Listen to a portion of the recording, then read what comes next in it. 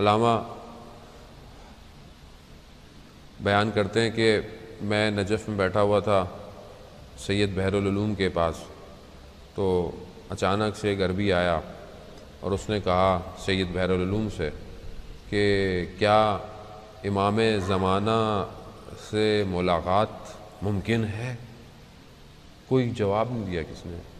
تو اس نے مخاطبین سے، جو لوگ بیٹھے تھے، اس میں چیخ کے کہا کہ کیا امام زمانہ سے ملاقات ہو سکتی ہے؟ تو وہ علامہ بیان کرتے ہیں کہ میں نے دیکھا سید مہدی بحرالعلوم کی آنکھوں میں آنسو آ گئے اور اپنے لبوں کو آہستہ آہستہ کہنے لگے کہ میں کیسے اسے کہوں کہ امام نے خود اپنے سینے سے مجھے لگایا ہے. یعنی ہے سید بحرالعلوم. میں واقعہ پہلے بہت دفعہ پڑھ چکا ہوں، یقیناً بہت سارے لوگوں نے سنا ہوگا کہ کس طرح سید بحرالعلوم کو جو ہے وہ امام اپنے قریب کھینچ رہے ہیں اور اپنے آپ کے قریب بلایا مسجد سیلا میں اور اپنے سینے سے لگا کر علم جو ہے وہ سید بحرالعلوم کو دیا. یعنی ہے امام ہمیں دیکھ رہے ہیں، امام ہمیں دیکھتے ہیں. ابھی کوئی سوال کرے کہ میں امام کو کیسے دیکھوں؟ خوب میں نہیں دیکھ سکتا کیونکہ میں اپنے آپ سے غافل ہوں. میں امام کو کیسے پہچانوں گا؟ مجھے تو اپنا ہی نہیں پتا میں کون ہوں، میں کہاں سے آیا ہوں. اور امام کون ہے؟ امام وہ ہے، امام جعفر صادق علیہ الصلوۃ والسلام ارشاد فرماتے ہیں، درود بھیج محمد اللہم صلی اللہ.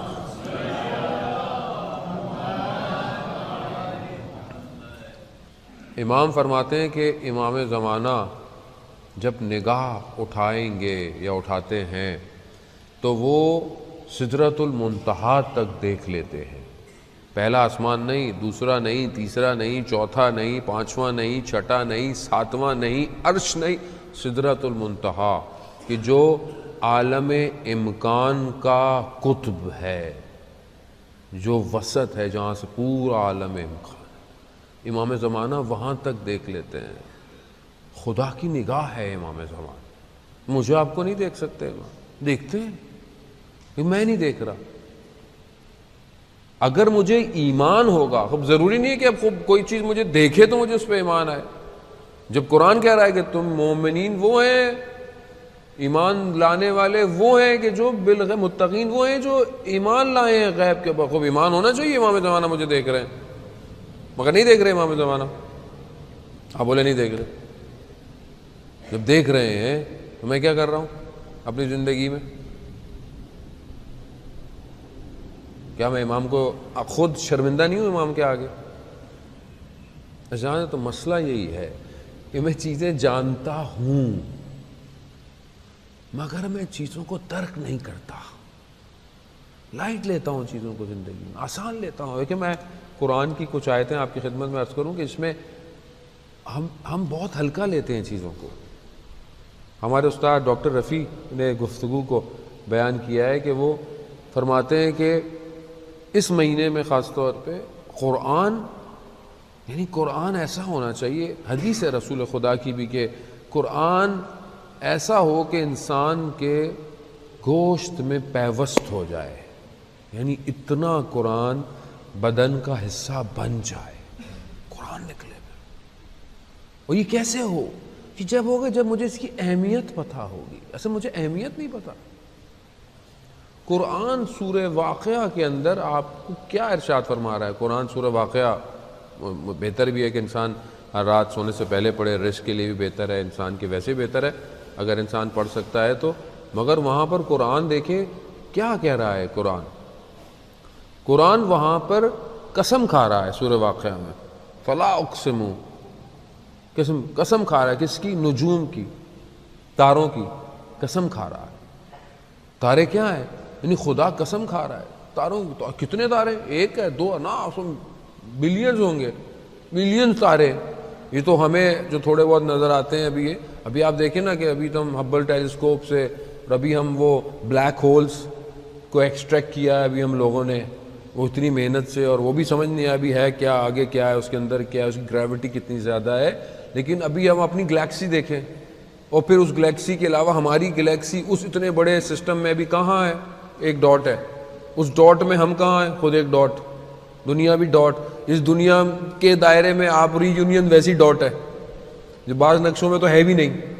اس ڈاٹ کے اندر ابھی ہم لوگ کہاں ہیں ری یونین میں, اور ڈاٹ, مسجد بھی ڈاٹ, اس ڈاٹ میں میں بھی ایک ڈاٹ, تو کہاں ہوں میں؟ ایسا میں کچھ ہوں ہی نہیں اس کائنات کے مقابلے میں. میرا وجود کیا ہے؟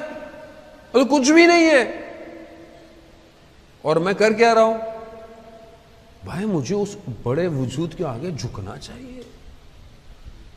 وہ قسم کھا رہا ہے تاروں کی, یہ قسم کھا رہا ہے. کہہ رہا خدا, دیکھیں خدا قسم کیوں کھاتا ہے؟ میں خدا کو کیا ضرورت ہے, مطلب خدا جو کہے کہ خدا قسم کھا کر اس بات کی اہمیت ہمیں بتانا چاہ رہا ہے. کیا اہمیت بتانا چاہ رہا ہے خدا ہمیں؟ خدا یہ کہہ رہا ہے کہ میں آپ کے آگے جو ہے وہ یہ آیت تلاوت کروں تو آپ کو اندازہ ہو جائے کہ پروردگار قسم کھا رہا ہے.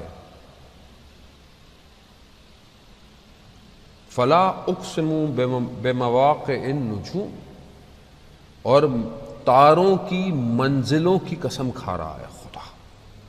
اور پھر خدا آگے کہتا ہے وَإِنَّهُ لَقَسَمٌ لَوْ تَعْلَمُونَ عَظِيمٌ, اور تم جانتے ہو یہ قسم بہت بڑی قسم ہے.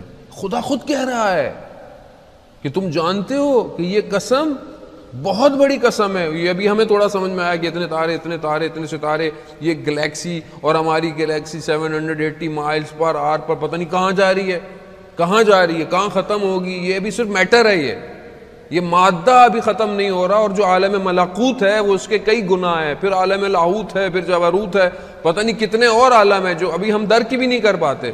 اور خدا اس پر قسم کھا کر کہتا ہے کہ اگر تم جانتے ہو یہ کتنی بڑی قسم ہے. اور قسم کھا کر کیا بات کہنا چاہ رہا ہے؟ اِنَّهُ لَقُرْآنٌ کریم, کہ یہ جو قرآن ہے یہ کریم ہے, محترم ہے. اتنی قسم کھا کر یہ بتانا چاہ رہا ہے. یہ بات ہلکی ہے, یہ بات مطلب ایسی ہے. آپ کیوں قسم کھاتے ہیں اپنی زندگی میں؟ جب آپ کو پتا ہے کوئی بات مان نہیں رہا, مجھے بات کو پروف کروانا ہے, تو میں کہتا ہوں قسم ہے. سب سے زیادہ قیمتی چیز کیا ہوتی ہے؟ میں اپنی اولاد کی قسم کھاتا ہوں, میں اپنی اس کی قسم کھاتا ہوں, میں اپنی جان کی قسم کھاتا ہوں, میں سچ بول رہا ہوں. کیوں؟ تاکہ میں اس بات کی اہمیت کو اپنے سامنے والے کو دکھانا چاہتا ہوں. خدا کیا کہہ رہا ہے؟ تاروں کی منازل قسم, اور جان لو کہ یہ بہت بڑی قسم ہے کہ یہ قرآن کریم ہے, یہ قرآن محترم ہے. آگے کیا کہتا ہے؟ فی کتاب مکنون, جسے ایک پوشیدہ کتاب میں رکھا گیا ہے. لا یمس الا المطہرون, اور اسے پاکیزہ لوگوں کے علاوہ کوئی چھو نہیں سکتا. اب یہ تو ہمارے فقہ میں بھی ہے کہ اگر آپ باوضو نہیں ہیں آپ قرآن کو مس نہیں کر سکتے, اس کے جو لکھا ہوا ہے قرآن جلد پکڑ سکتے. یہ تو ظاہر ہے. باطن میں کتنا پاک ہونا پڑے گا جب قرآن کو آپ مس کریں گے اندر سے. قرآن کیوں نہیں نفوذ کرتا میرے بدن میں؟ میں پاک نہیں, میں اپنے آپ, خدا نہ خواستہ آپ کو نہیں کہہ رہا, میں اپنے آپ کو کہہ رہا ہوں. قرآن میرے اندر نہیں جا رہا. کیوں نہیں عشق مجھے قرآن سے؟ میں ہر چیز پڑھتا ہوں. انسان لذت ہونی چاہیے نا, انسان کو محبت ہونی چاہیے. خوب چاہے چھوٹا ہو, چاہے بڑا ہو, چاہے ماں ہو, چاہے باپ ہو, چاہے بیٹی ہو, کوئی بھی ہو.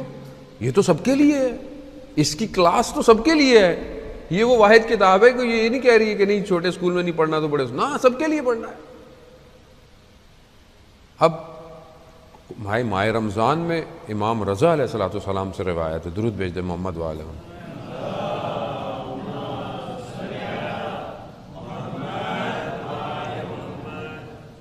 امام رضا سے روایت ہے, ابا سلط یقیناً شاید میرے خیال میں ابا سلط نے اس بات کو بیان کیا ہے. روایت یہی ہے کہ امام رضا ماہ رمضان میں 3 دن میں ایک قرآن ختم کرتے تھے. بہرحال ان کے لیے تو وہ نہیں تھا, لیکن امام ہمیں دکھانا چاہ رہے ہیں کہ پر ڈے 10 پارے, ایک دن میں 10 پارے پڑھتے تھے اور 3 دن میں قرآن ختم ہو گیا. تو امام تھے, وہ کیسے ہو سکتے؟ امام تو کر سکتے ہیں, ہم نہیں کر سکتے.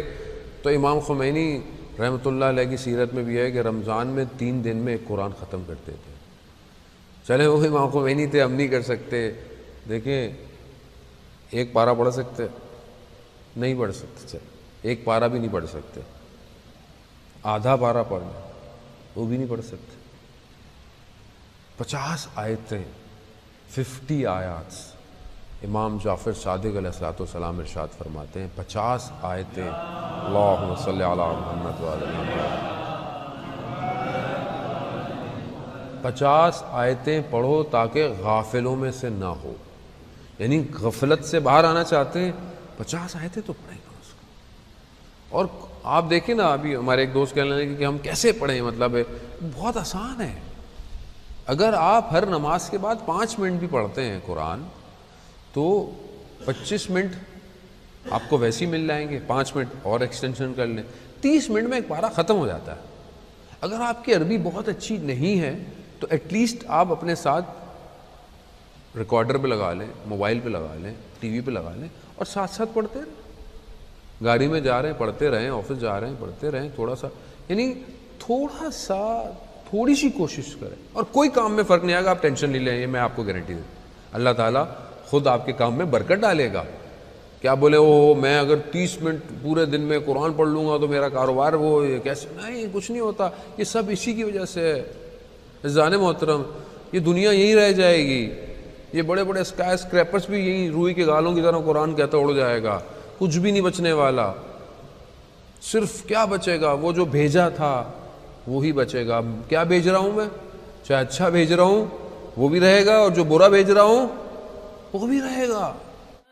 لشکر مہدی سے ملا دے